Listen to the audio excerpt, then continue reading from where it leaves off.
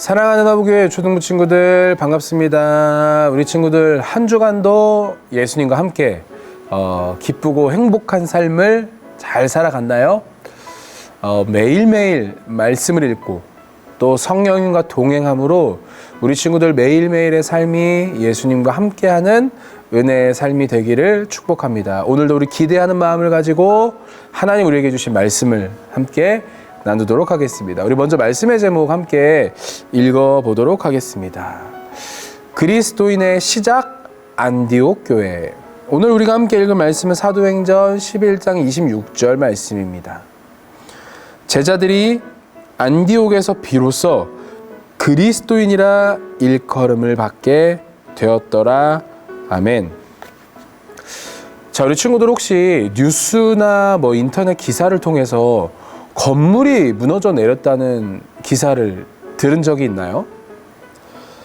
백화점이 무너지는가 하면 짓고 있던 고층 아파트가 무너지는 일들이 우리나라에서 실제로 일어난 적이 있어요. 이렇게 건물이 무너지면 건물 안에 있던 사람들이 다치거나 또 생명을 잃게 되기도 하죠.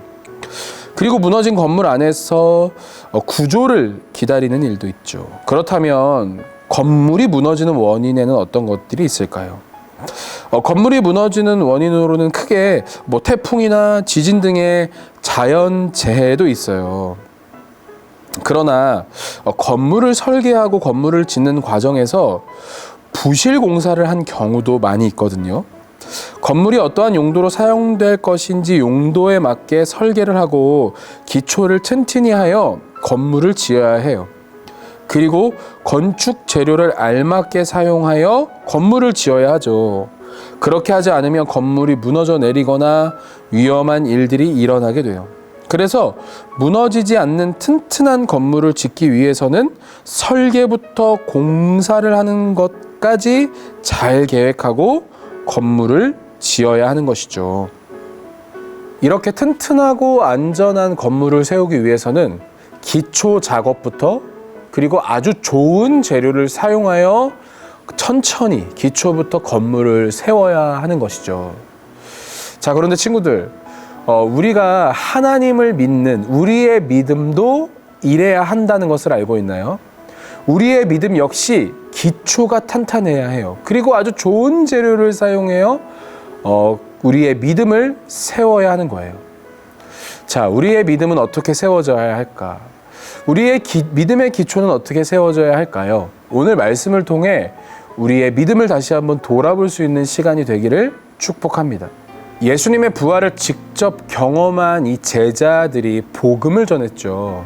그리고 이 제자들을 통해 예루살렘에는 엄청나게 많은 사람들이 예수님을 믿기 시작했어요.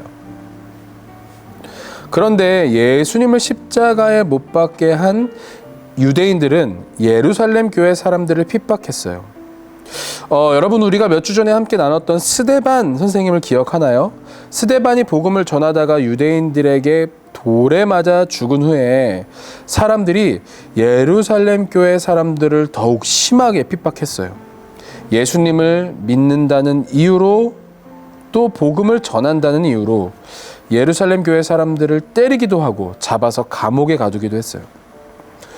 예루살렘 교회 사람들은 더 이상 예루살렘에서 살 수가 없었어요. 그들은 이스라엘의 다른 지역에 흩어져서 살게 되었죠. 그리고 이스라엘을 떠나 다른 나라로 간 사람들도 있었어요.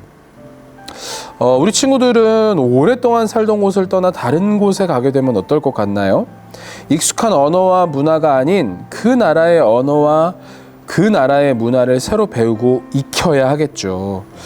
새로운 곳에서 적응하며 살아가는 데는 많은 어려움이 있을 거예요. 그런데 예루살렘 교회 사람들은 낯선 지역, 낯선 나라에 가서도 복음을 전했어요. 비록 예루살렘 교회 사람들에게 핍박이라는 어려움이 있었지만 하나님은 이 일을 통해서 땅끝까지 복음이 전파되게 하셨어요.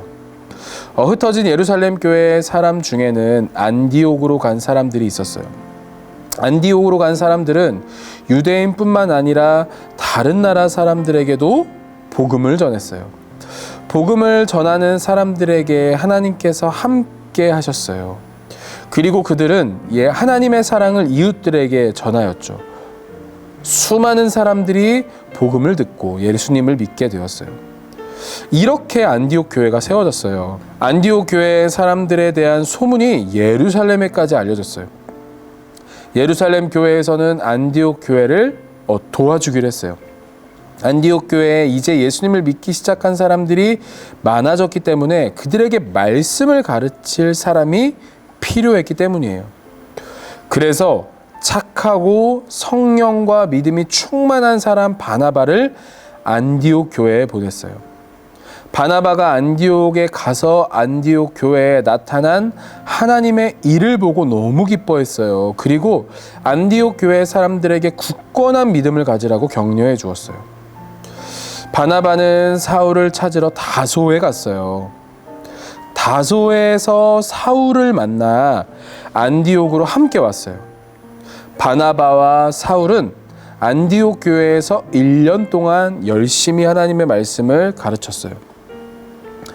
안디옥 교회 사람들은 하나님에 대한 믿음이 커지고 예수님의 사랑을 믿지 않는 사람들에게까지 전해줬어요. 이를 통해 예수님을 믿지 않는 사람들이 안디옥 교회 사람들이 다른 사람들과는 다르다는 것을 알게 됐어요. 그래서 그들은 안디옥 교회 사람들을 그리스도인이라고 불렀어요. 친구들, 그리스도인이라는 것은 예수님을 잘 따라가는 사람을 이야기해요. 곧 예수님의 제자를 이야기하는 것이죠. 안디옥 교회 사람들은 다른 사람들과는 달랐어요. 어려운 사람을 도와주고 날마다 굳건한 믿음 위에 서서 하나님을 사랑하고 예수님을 믿는 그런 사람들이었죠. 지금도 예수님을 믿는 사람들을 우리는 그리스도인이라고 부르죠. 그 시작이 바로 안디옥 교회에서부터였어요. 사랑하는 허브교회 유초등부 친구들, 우리 친구들도 모두 다 그리스도인으로 살아가고 있나요? 친구들, 그리스도인이라는 것은 무엇일까요? 우리가 예배를 드리면 그리스도인인가요? 교회에 다니면 그리스도인인가요? 일요일날 교회에 매주 꼬박꼬박 나가면 우리는 그리스도인인가요? 성경에서 말하는 그리스도인은 그런 것이 아닌 것 같아요. 그리스도인이란 날마다 예수님을 사랑하고 이웃을 사랑하는 사람이에요. 그리고 그리스도인은 날마다 하나님의 말씀을 읽고 그 말씀이 우리의 삶의 기초가 되어 이 삶을 살아내는 사람들이 바로 그리스도인이에요. 그리고 마지막으로 그리스도인은 이웃을 사랑하며 어려움에 빠져 있는 형제들에게 사랑을 전해주고 그들과 함께 아픔을 나눠주고 또 기쁨을 함께 기뻐해 줄 수 있는 사람이 바로 그리스도인이에요. 우리 친구들은 그냥 교회에 다니는 사람이고 싶나요? 아니면 참된 그리스도인으로 살아가고 싶나요? 오늘부터 우리 친구들 모두 참된 그리스도인으로 살아가길 축복합니다. 날마다 말씀을 가까이 하고 그 말씀대로 살아내는 그리스도인 모두가 될 수 있기를 예수님의 이름으로 축복합니다. 우리 함께 기도하겠습니다. 사랑하는 하나님, 오늘 이 안디옥 교회의 이야기를 통해 그리스도인이란 무엇인지 알게 해주셔서 감사합니다. 하나님, 나는 그냥 교회에 다니는 사람이 아니라 참된 그리스도인으로 살길 원합니다. 말씀이 기초되어 그 말씀을 기초로 하여 예수님을 사랑하고 이웃을 사랑하고 세상을 섬길 수 있는 사랑하는 우리 모든 허브교회 초등부 친구들 될 수 있도록 은혜를 더하여 주옵소서. 감사드리며 살아계신 예수님의 이름으로 기도드립니다. 아멘.